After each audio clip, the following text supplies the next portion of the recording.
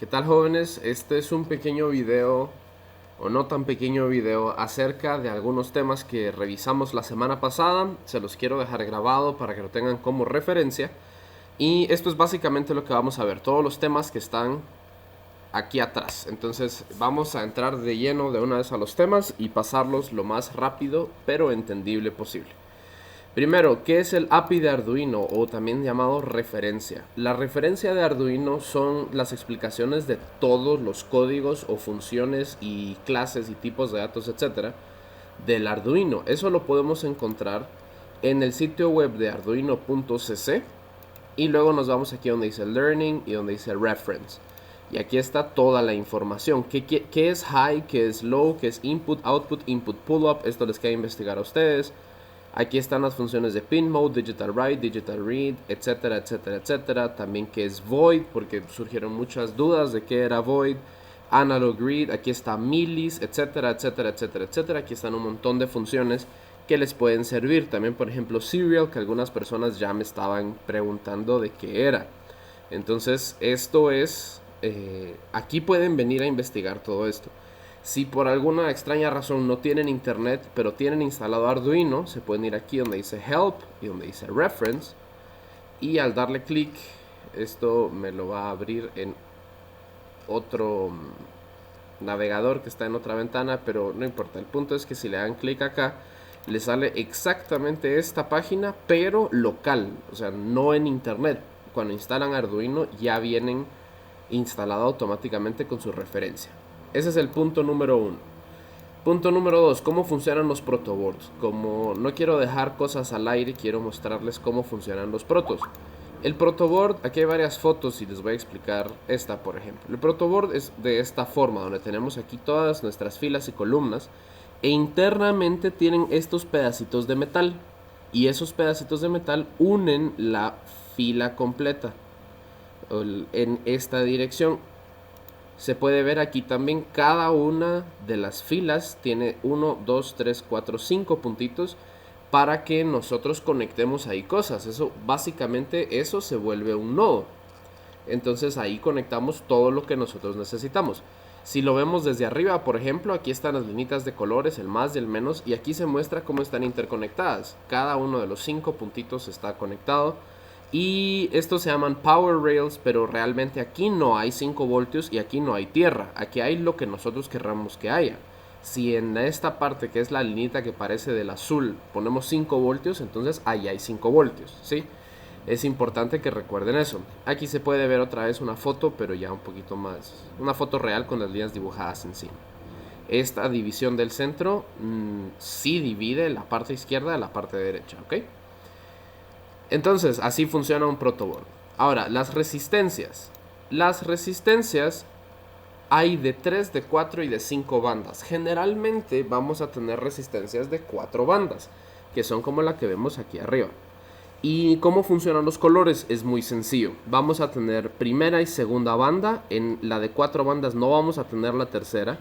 Y sí vamos a tener un multiplicador y una tolerancia. Cada una de las bandas significa un número. Entonces, la primera y segunda banda forman las decenas y las unidades. En este caso sería, por ejemplo, la verde quiere decir que es un 5, la azul quiere decir que es un 6, así que tenemos 56 ya. Y la amarilla es un multiplicador por 10k, o sea, 10.000, así que 56 por 10.000, eso nos da 560.000. Y si no me creen, 56 por 10.000. 560.000, ahí está, ese es el valor de resistencia de este de aquí. Este más menos 5% es la última banda de la tolerancia. Normalmente vamos a encontrar de oro, doradas y plateadas, y eso nos indica un 5 o un 10% de tolerancia. Quiere decir que el valor, este es 560k, la resistencia tiene un valor, en este caso, de más menos 5% de 560. Entonces con eso podemos hacer nosotros nuestros cálculos. Si tenemos una resistencia de 5 bandas, que son un poco menos comunes, la tercera banda pues ya se toma en consideración. Entonces la roja es un 2, la anaranjada es un 3, la morada o la violeta es un 7, ya son 237. por el multiplicador 1, entonces nos quedan 237 ohmios, y la última banda es café, así que es 237 más menos 1%. Eso indica que nuestra resistencia va a ser de 237 y el máximo como 240 y el mínimo como 233, o sea, el 1% de esto. De ahí tenemos lo que es un potenciómetro. A veces quedan dudas de cómo funciona internamente un potenciómetro. Esta es una foto de un potenciómetro que tiene sus 3 patitas abajo, igual que el azulito que ustedes han estado usando en el kit. La diferencia es solo su construcción física. Hay diferentes tipos, pero internamente todos funcionan igual. E internamente se mira así. Tenemos las 3 patas y vamos a tener un material resistivo, que es toda esta banda oscura, y un material que no es resistivo, sino que es un material conductor, que es la pata que va conectada al centro. Aquí tenemos otra foto. Esto que se llama wiper es lo que ustedes giran. Cuando ustedes giran ese como control, digamos, lo que están haciendo es pasar esta barrita de una posición a otra. Entonces el material resistivo que llega desde la pata 1 hasta la pata 2 es desde aquí para acá hasta el wiper de regreso, y luego bajamos a la pata 2 otra vez. Y por lo tanto, la resistencia que hay entre la pata 2 y la pata 3 es subiendo acá, pasando por el wiper y regresando todo el camino hasta acá. Esta es una pequeña animación de cómo funciona el potenciómetro. Aquí tenemos una resistencia de 500 ohmios fija, y aquí tenemos el potenciómetro. Y miren, el potenciómetro tiene un valor de 100 ohmios completos, o sea, de la primera a la tercera pata siempre hay 100 ohmios. Y eso se puede ver aquí bastante obvio, porque la primera y la tercera pata siempre pasan la resistencia completa. Es decir, que si tuviéramos un potenciómetro de 1 kilo ohmio, de la primera a la tercera siempre hay 1 kilo ohmio. De la primera a la segunda siempre tiene que haber a lo sumo 1 kilo ohmio y mínimo 0. Y de la segunda a la tercera pues tendría que estar el resto para llegar a 1 kilo ohmio. Y eso se puede ver bastante bien acá. Si yo corro mi slider hasta aquí, tengo 100 ohmios en digamos, de la pata de en medio, que sería esta de aquí. La pata de en medio hasta a la derecha, la 2 y la 3 tienen 100 ohmios, la 1 a la 2 tienen 0 ohmios. Y conforme yo voy girando mi potenciómetro, pueden ver que de la pata de en medio a la derecha tengo 61.8 y de la 1 a la 2 tengo 38.3 y la suma siempre es 100. Entonces aquí podemos apreciar bastante bien que si yo muevo mi potenciómetro, lo conecto a tierra, aquí está conectado a tierra, y lo conecto a positivo, entonces mi patita de en medio saca desde 0 voltios hasta 5 voltios en toda su escala lineal. Y esta suma de las dos resistencias siempre da 100 ohmios. Si fuera de 1K, pues nos daría siempre 1K también, y la división de voltaje es siempre exactamente igual. Muy bien, entonces eso nos deja ya con los potenciómetros, con cómo funcionan. Ahora, los números binarios. Los números binarios son muy interesantes. Aquí estaba investigando un poquito y quiero mostrarles algunas cosas. Los números binarios son números que tienen una base 2. Los números decimales tienen una base 10. Entonces, un número binario, los decimales tendrían 10 estados diferentes, que serían 0, 1, 2, 3, 4, 5, 6, 7, 8 y 9. Los números binarios tienen solo 2 estados, el 0 y el 1, como podemos ver acá. Y los números binarios nos permiten hacer sumas, restas, multiplicaciones, igual que los decimales, pero no nos interesa tanto hacer eso. Lo que nos interesa es entender cómo funcionan los números binarios. Y para eso quiero mostrarles algunas imágenes y un pequeño cuadro de Excel que les hice. Si nosotros tenemos un número binario de este tamaño, estos son 8 bits. Y a propósito, ¿cuántos bits son un byte? Eso lo podemos ver en una imagen que se me perdió.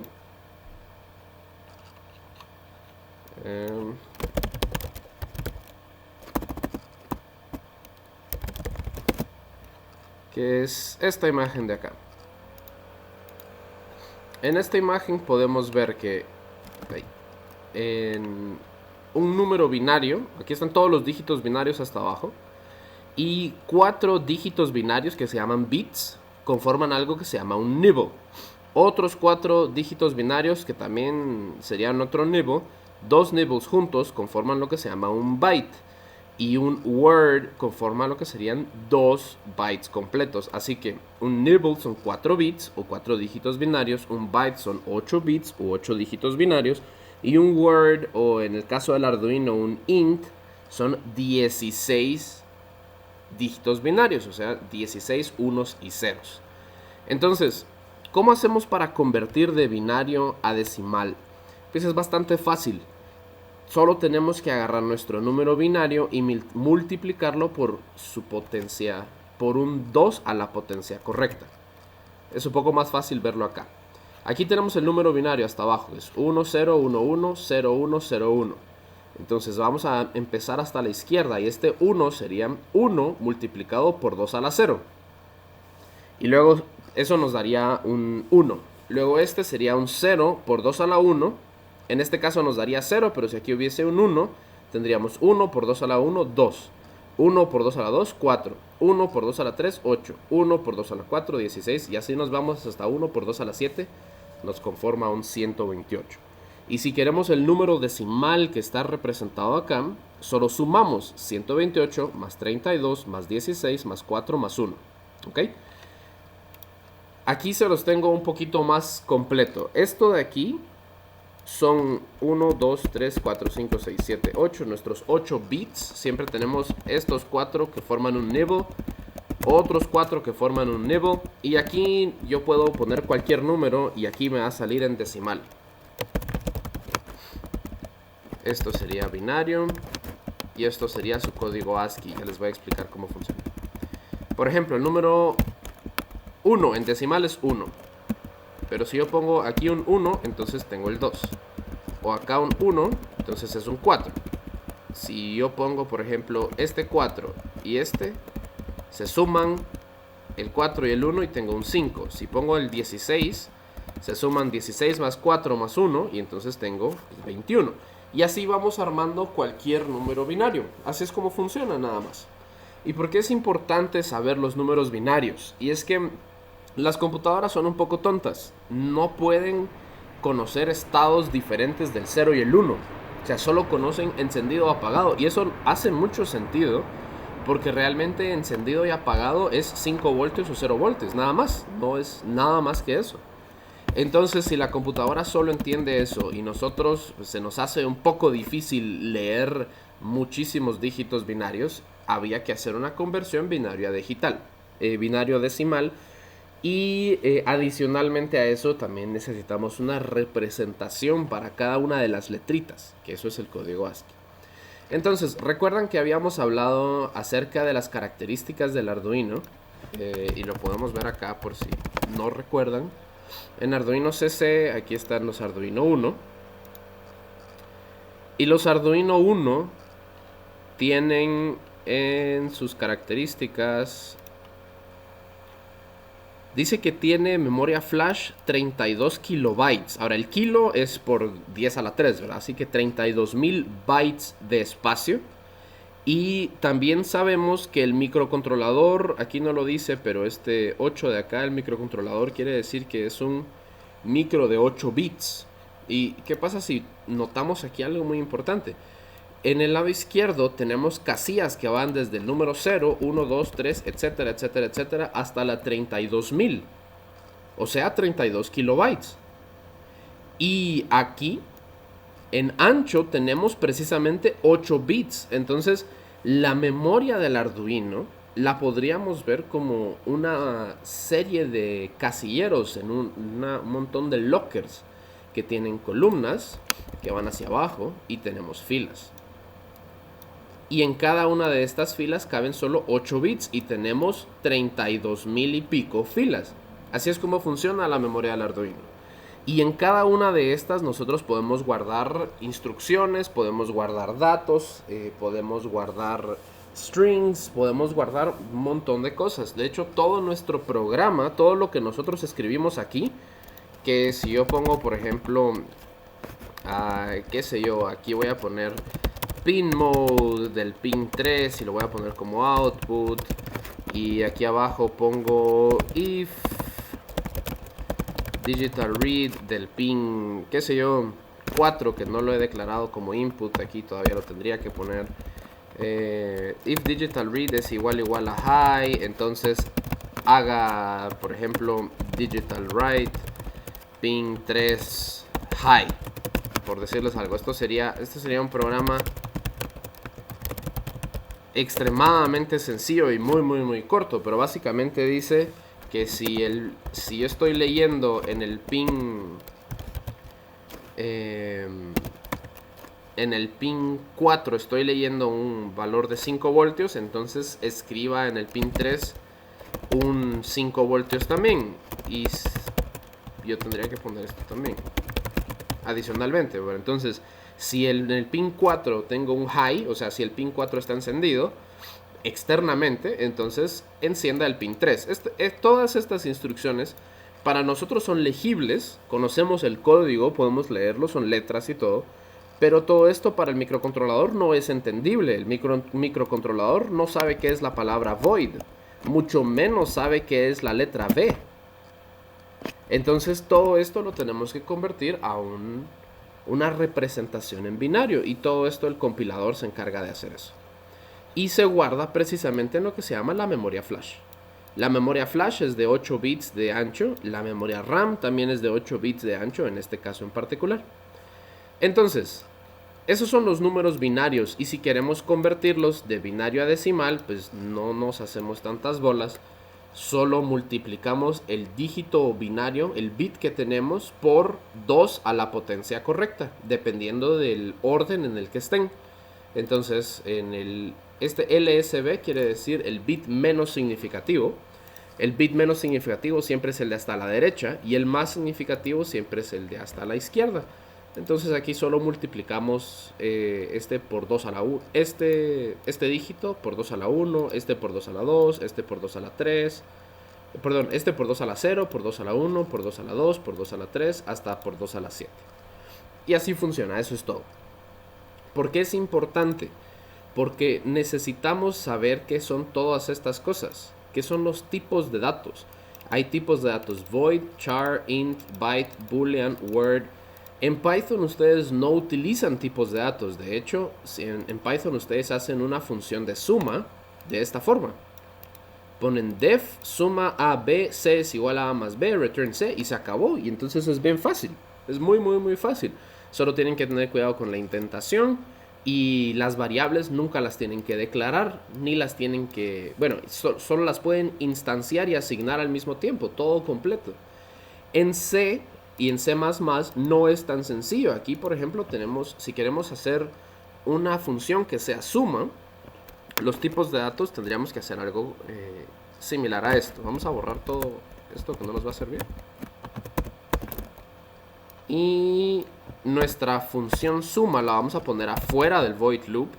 Y primero tenemos que decir qué tipo de dato va a regresar. Y vamos a regresar ahorita, de ejemplo, un tipo int.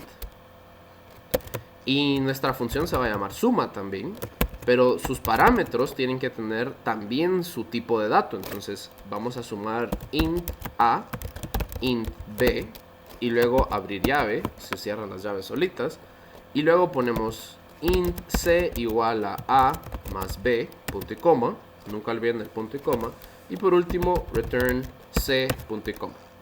Y esta sería la forma de hacer una función aquí en C y en C++. Y si quisiéramos que C, por ejemplo, fuera una variable global, en vez de definirlo aquí adentro, lo definimos aquí arriba y ponemos int C igual 0. Y ya dejamos declarada e instanciada la variable, y pues va a funcionar de la misma forma que funcionaría en Python. Los tipos de datos en Arduino son bastante interesantes y son bastantes más que los que usamos en Python. Aquí los pueden ver en el sitio web de Arduino. Y cada uno de estos va a tener una cantidad de bits asociada. Por ejemplo, byte. Veamos byte, int, char y boolean. Byte es un número que dice unsigned. Eso quiere decir que es un número solo positivo de 8 bits. Y 8 bits, ¿cuál sería el número más grande que podemos guardar? Eso sería si encendemos los 8 bits. Veamos. 1 más 2 es 3, más 4, más 8, más 16. Aquí pueden ver el resultado. Más 32, más 64, más 128 es 255.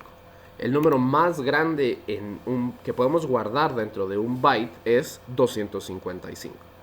Por eso aquí nos dice que el número es de 0 a 255. Luego tenemos algo que se llama un int. Y el int es un número de 16 bits, es decir, 2 bytes. Ahora, si tomamos un número solo positivo de 2 bytes, ¿cuál es el número más grande que podemos guardar ahí? Aquí se los puse. Un integer ocupa no solo una fila de datos, sino que ocupa 2 filas de datos. Y aquí podría yo poner todo en ceros. Esto es obviamente 0. Y luego conforme vayamos sumando es 1, 3 y así nos vamos. Perdón. 255, ahí está el byte. Pero como tenemos otro byte todavía, seguimos sumando. Y el número más grande es 65.535, que es lo mismo que decir 2 elevado a la 16. Ah, pero nos salió más 1. O sea, este es 65.536 y este es 65.535. La razón de esto es que en este cálculo tenemos que hacer un menos 1 porque estamos contando el valor 0 como parte de nuestro rango. Así que nuestro rango es de 0 hasta 65.535. Y ahí guardamos un integer. ¿Cómo funcionan los números negativos? Lo que sucede con los números negativos es que cuando queremos guardar el número, nuestro primer bit, este de acá, no sirve como el número 32.768, sino que funciona como el signo. Es decir, si este está en 0 es un número positivo y si este está en 1 es un número negativo. Eso quiere decir que el número más grande que podemos hacer es sumando todos menos este.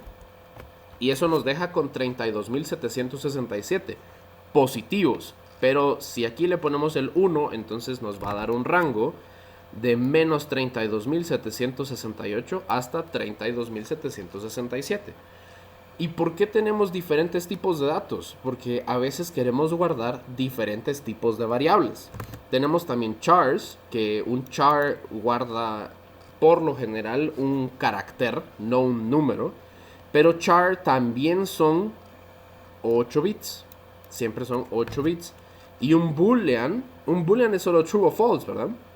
Sin embargo, un boolean, aquí no está explícito, pero un boolean también guarda 8 bits. Es decir, que yo tengo para un true este dato y para un false tendría este dato. Esto realmente es un desperdicio, porque tenemos 7 bits completos que no estamos utilizando y que nos podrían servir. Eso más adelante en otros cursos lo van a resolver y van a aprender a utilizar. En vez de una variable booleana, van a utilizar un bit de una variable o de un registro para poder guardar sus banderas o sus verdaderos y falsos. Tenemos otro montón de datos, de tipos de datos también, como por ejemplo long, word, double, y todos estos en vez de ser de 2 bytes, ¿de cuántos bytes creen que son? Son de 4 bytes. Entonces un double, por ejemplo, veámoslo aquí, o veamos un long mejor. Un long es un número de 32 bits, o sea 4 bytes. Y este es un número que va desde menos 2 billones hasta 2 millones. De nuevo, porque estamos utilizando el primer bit como un positivo o negativo. Si viéramos, por ejemplo, un unsigned long, es decir, un número solo positivo, esto es de 0 hasta 4 billones. Es un número muy, muy, muy grande. ¿Para qué querríamos utilizar tanto espacio? Por ejemplo, la función millis, que es en tiempo, la función millis regresa un valor en milisegundos desde que el programa empezó a correr. Digamos, ustedes conectan su Arduino ahorita y la función milis empieza a contar. Y después de 50 días más o menos, la función milis queda llena. ¿Qué quiere decir llena? Es como que tuviéramos un int todo en unos. Y si yo le sumo 1 otra vez, lo que sucede es que todo esto se vuelve 0 y ocurre algo que se llama un overflow. Es decir, tenía 16 bits de unos más 1, nos daría un 17º bit. Y ese ya no cabe dentro de estos datos, por lo que tenemos algo que se llama overflow. Cuando sucede un overflow no pasa magia negra, ni estalla el microcontrolador, ni nada.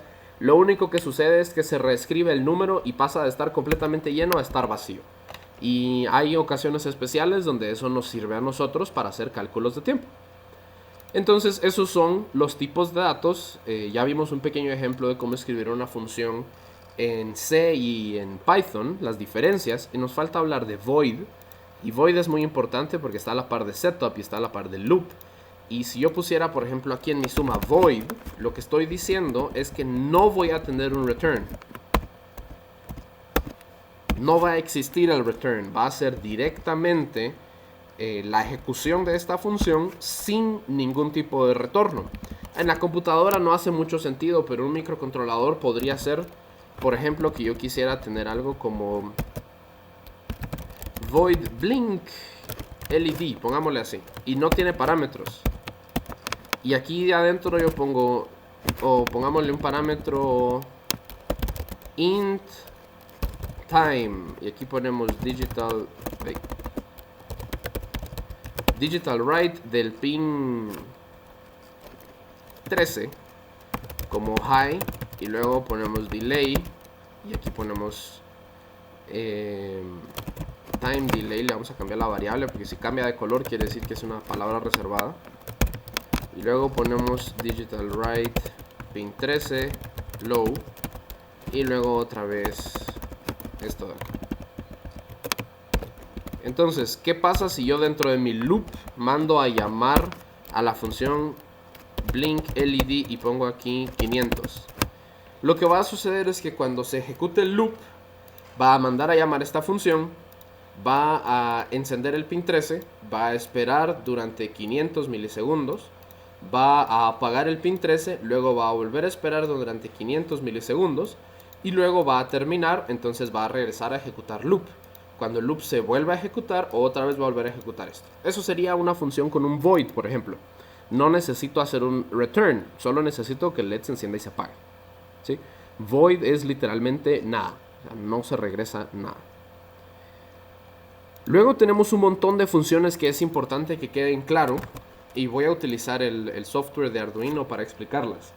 Void setup es una función que se ejecuta una única vez y que se ejecuta siempre al inicio, se ejecuta antes del loop.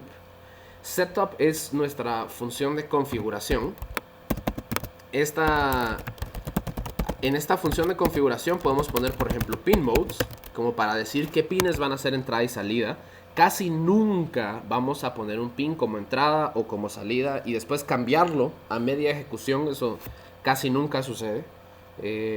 Principalmente porque lo vamos a conectar a botones o a LEDs y no podemos estar desconectando y conectando cosas. También aquí podríamos poner, seguramente han visto en varios ejemplos algo que se llama serial.begin, y aquí ponen 9600 por lo general. Eso es para inicializar el puerto serial. Eso lo vamos a ver más en el proyecto final, pero es algo que de nuevo se hace al principio del programa y luego no se vuelve a tocar, no se necesita volver a modificar. Entonces solo se inicializa una vez y listo. En setup para el Arduino realmente no se hacen muchas configuraciones, porque ya el Arduino, el mismo software, hace una preconfiguración bastante avanzada. Mientras que en microcontroladores, cuando ya los estamos programando completos, o sea, en sus nuevos cursos de microcontroladores que van a ver el año entrante, van a fijarse que la configuración del microcontrolador es mucho más extensa. Hay que configurar muchos módulos por separado. Entonces este setup hace la función de esa configuración. Luego tenemos void loop. Void loop es una función que es literalmente esto. While true. Es literalmente un ciclo infinito.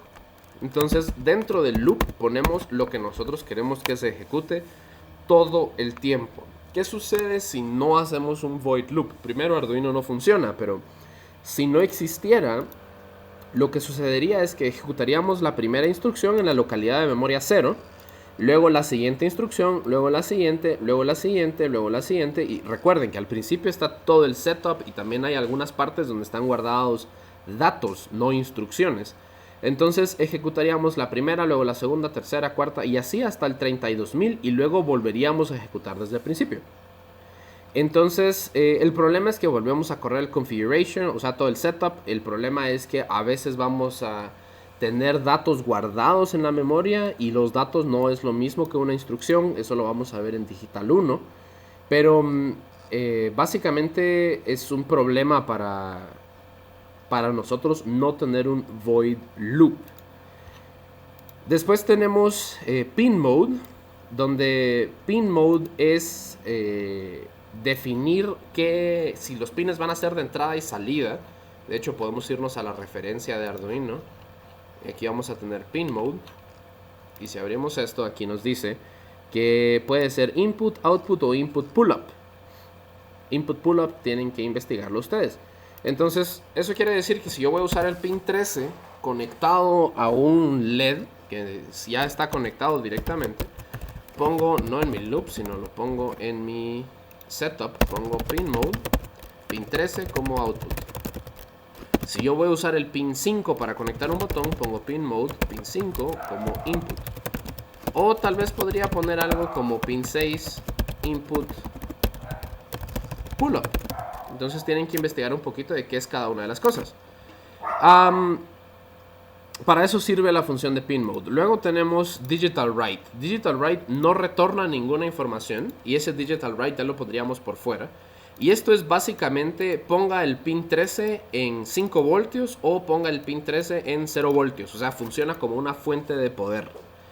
Luego tenemos digital read y ese es ya un poquito más interesante porque podríamos hacer algo, por ejemplo, if podríamos tener una variable que sea una variable byte y que byte b de botón sea igual 0.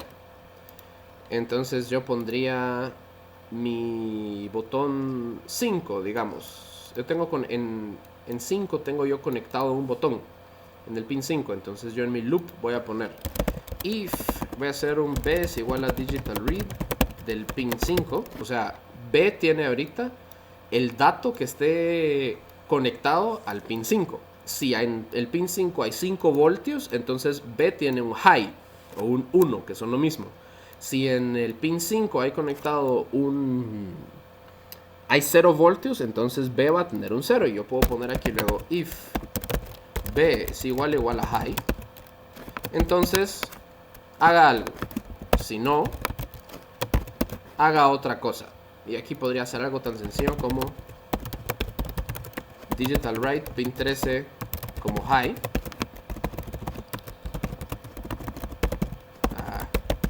Está. O digital write pin 13 como low.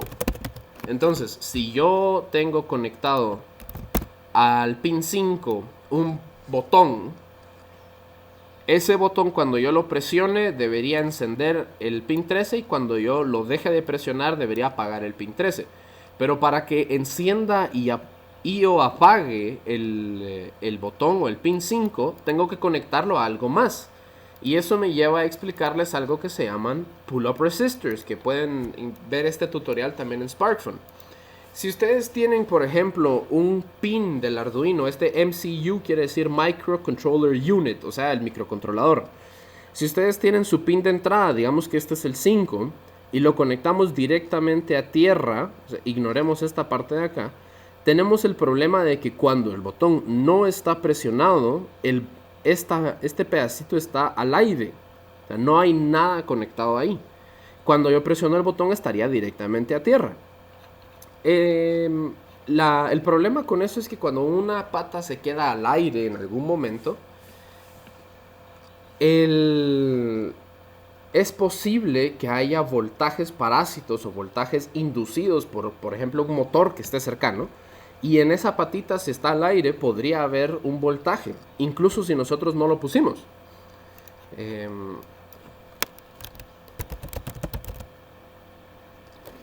Vamos a ver.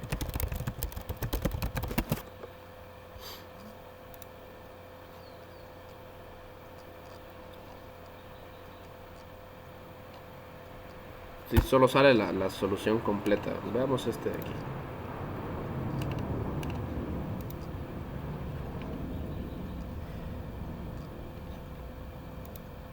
Vamos, internet, tú puedes. Bueno, veamos esto de acá. Este voltaje de salida es lo que nosotros estaríamos conectando a nuestro pin del microcontrolador. Entonces, ¿qué sucede ahorita? Si yo tengo aquí en VIN, tengo conectado 5 voltios. Veámoslo acá. Tengo VCC, que son 5 voltios. Tengo un valor de resistencia. Cuando yo no presiono el botón, esta resistencia, a través de esta resistencia no hay corriente. Corriente hacia el input pin nunca va a haber, porque el pin del microcontrolador está en algo que se llama alta impedancia. Y eso es básicamente una resistencia muy grande. Entonces no habría corriente hacia acá, y de aquí a la izquierda no puede haber corriente porque el botón no está presionado. Una vez yo presiono, bueno, como no hay corriente, quiere decir que por V es igual a I por R, por la ley de Ohm. Como no hay corriente, quiere decir que el voltaje o la diferencia de voltaje de aquí para acá es 0 voltios. Ojo, dije la diferencia de voltaje, es decir, la resistencia no hace una caída de voltaje. Eso quiere decir que el voltaje que está aquí arriba está aquí abajo también. Entonces, en este punto tengo yo VCC, o sea, 5 voltios. Cuando yo no presiono mi botón, no hay corriente y por lo tanto aquí hay 5 voltios. Entonces, mi microcontrolador va a leer ahí siempre 5 voltios. Cuando yo presiono el botón, entonces al presionar el botón, la corriente pasa de aquí hasta tierra y al pasar hacia tierra, esa corriente va a causar una caída de voltaje en esta resistencia. Y también si nosotros observamos un poquito, vamos a ver que el pin está conectado a través del botón, que no es una resistencia, solo es un botoncito. Va hasta acá, de regreso a tierra. Entonces, si yo no presiono el botón, mi pin está en high. Si yo sí presiono el botón, mi pin está en low. La ventaja de eso es que como el pin nunca está al aire, siempre va a ser o high o low. La desventaja de esta resistencia, que se llama pull up resistor, porque jala el pin, lo jala a 5 voltios. La desventaja de esta resistencia es que la lógica está invertida ahora. ¿Por qué invertida? Porque normalmente nosotros pensamos, como hicimos aquí en el programa, si mi botón está presionado, debe estar mi luz encendida. Si el botón no está presionado, debe estar la luz apagada. Si yo hago esto con un pull-up resistor, entonces funciona al revés. B va a ser high cuando yo no presione el botón y B va a ser low cuando yo sí presione el botón. Entonces, si yo quería que se encendiera cuando yo presiono el botón, le tengo que dar la vuelta a esto. O sea, mi lógica siempre está invertida. Una forma de solucionar eso es, en vez de utilizar un pull-up resistor, vamos a utilizar algo que se llama un pull-down resistor, que no es nada más y nada menos que darle la vuelta a la resistencia y el switch. Entonces antes teníamos la resistencia a 5 voltios, la resistencia a 5 voltios y el botón abajo, el botón conectado a tierra, y ahora vamos a tener el botón conectado a 5 voltios y la resistencia a tierra. Entonces, mientras yo no presione el botón, no hay corriente. Como no hay corriente, aquí no hay caída de voltaje. Entonces, en este punto, hay tierra. Y cuando yo sí presiono el botón, entonces 5 voltios está conectado directamente al pin. Entonces, ahí lee el pin un high. Y eso es nada más, eso es un pull-up y pull-down resistor. Y para eso utilizaríamos un digital read para leer cosas que estén encendidas y apagadas. Ahora un analog read. Analog read es una función que nosotros haríamos, por ejemplo, algo como lo siguiente. Si c es una variable de tipo integer, yo podría hacer algo como c igual a analog read pin a0. Y lo que la función analog read va a regresar es un número entre 0 y 1023. Entonces c va a ser un número que va a estar siempre entre 0 y 1023. Y esto va muy de la mano con lo que veíamos del potenciómetro.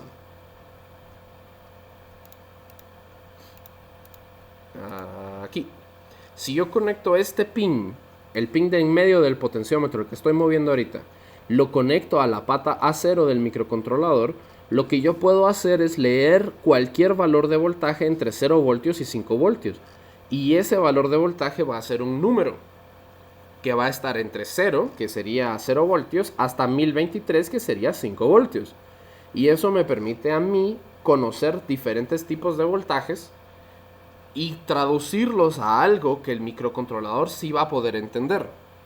Ahora, ¿por qué utilizamos un número de 0 a 1023? Eso es por la resolución de un módulo dentro del microcontrolador. Miren esto. Si yo pongo 1, 2, 3, 4, 5, 6, 7, 8, un byte, el número más grande es 255.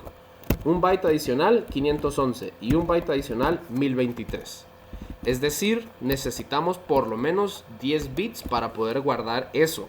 Quiere decir que en un byte no nos cabe, así que lo tenemos que meter en una variable tipo integer.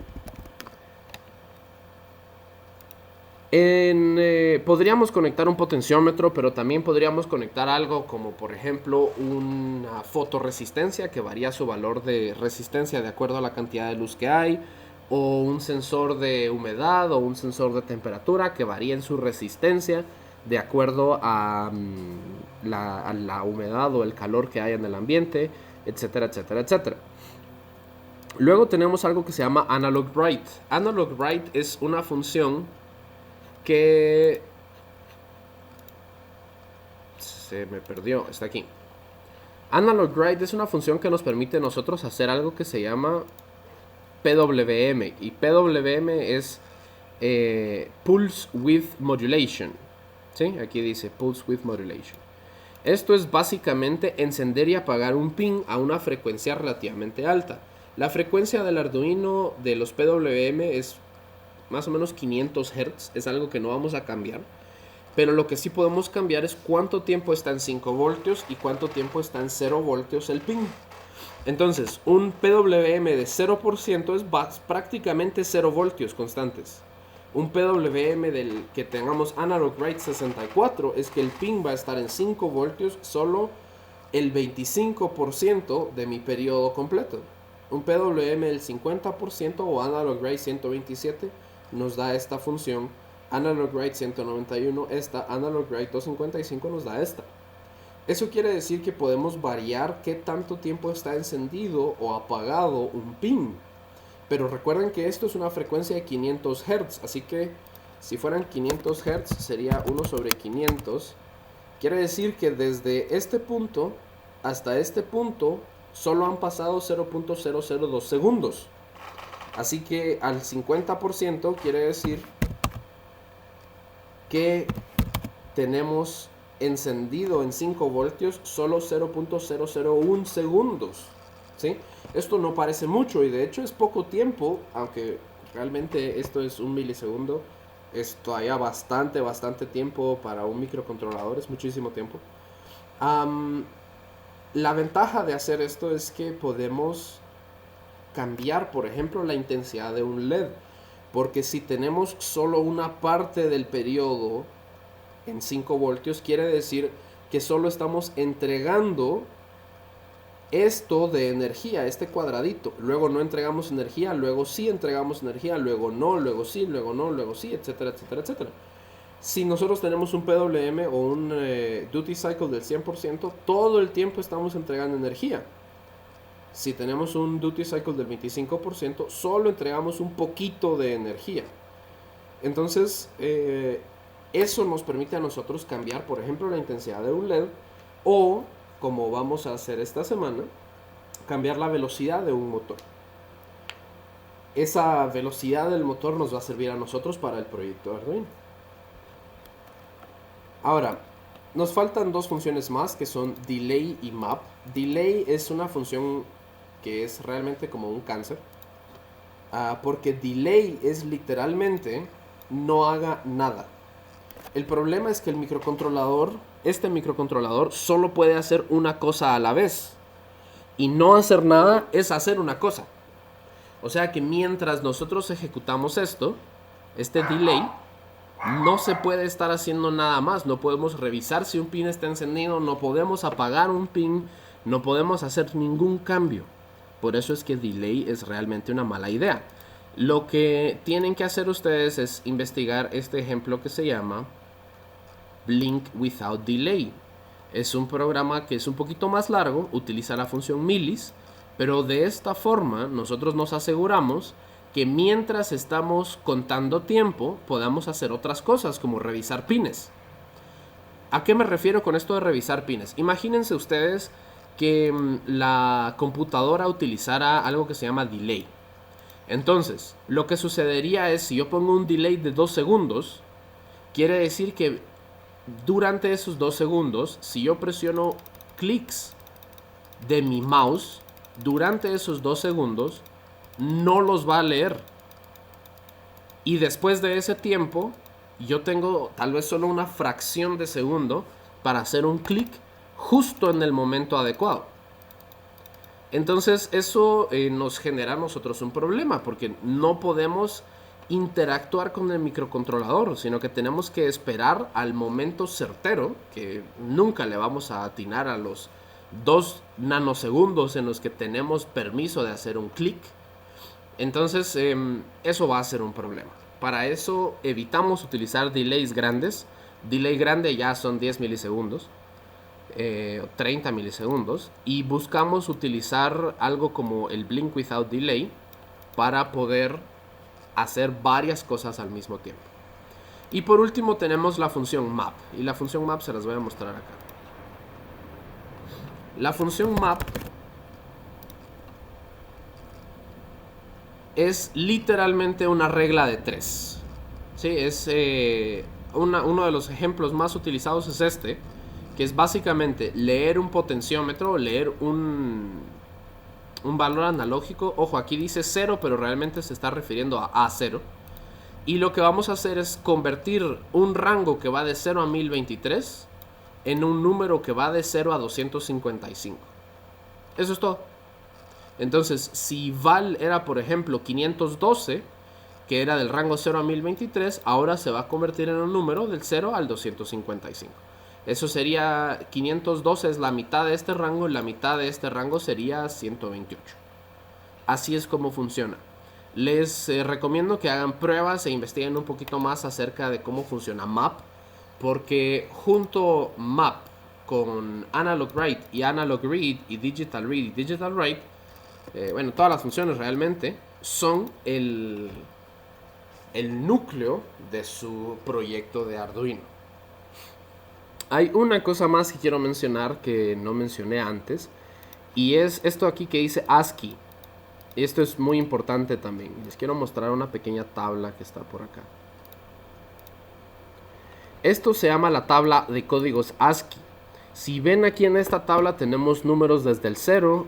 Ese des quiere decir decimal, HX es hexadecimal, oct es octal, HTML es otro código, y aquí está el char o el carácter que representa. ¿Qué quiere decir esto? Esto quiere decir que todos mis números, todos mis datos que yo guardo dentro de un microcontrolador tienen una representación decimal. Obviamente tienen su representación binaria, pero también tiene una representación en ASCII. Es decir, si yo guardo, por ejemplo, el valor 97, que el 97 sería, ¿qué? 64 más 32. Oh, miren algo interesante. Si yo pongo el 64, ven lo que sale aquí, es una arroba. No sé si alguien alguna vez puso alt 64 para poner la arroba. Pues a esto se refiere. Si yo pongo el 64 más un 32 más un 1, me da 97. Y miren qué curioso. el valor binario, este valor binario, que su representación en decimal es 97, su representación en ASCII es una A. Y si le sumamos 1, o sea, si hacemos 98 es B, pero B minúscula. Si yo quiero hacer cualquier tipo de dato aquí, cualquier tipo de letra, la tengo que guardar en su valor decimal. Y en Arduino lo voy a guardar realmente como una variable tipo char. Entonces, char D es igual a la letra K, por ejemplo. Noten que puse solo comillas simples, no comillas dobles. Entonces, en la letra D tengo guardado ahorita la letra... En la variable D tengo guardado la letra K. Que la letra K, si nos vamos a la tabla de códigos ASCII, realmente es el número 107. ¿Y cómo se miraría aquí en binario? Si queremos un 107 sería 64 más 32. Y vamos a necesitar todavía el 8. Y luego necesitamos estos. Entonces dentro del microcontrolador vamos a ver esto guardado, que en decimal es un 107. Pero si lo interpretamos como un ASCII es la letra K. Entonces tiene ambas interpretaciones. Eso también va a ser muy importante a la hora de hacer, por ejemplo, transmisión de datos seriales, porque los datos seriales se transmiten solo de byte por byte. Ok, eso cubre todos los temas que habíamos platicado en clase, que les van a servir de repaso y para estar al día y poder repasar durante sus vacaciones. Recuerden que el proyecto de Arduino no se entrega la semana del 17 al 21, pero sí la del 24 al 28. O sea, ahorita estamos en el 6, del 10 al 15 tenemos nuestro muy merecido descanso, pero en ese descanso ustedes tienen que hacer su proyecto y luego tienen una semana y luego otra semana para entregar su proyecto, ¿sí? Voy a estar subiendo las especificaciones del proyecto hoy por la noche, hoy jueves 6 de abril. De acuerdo, nos vemos en clase, patojos.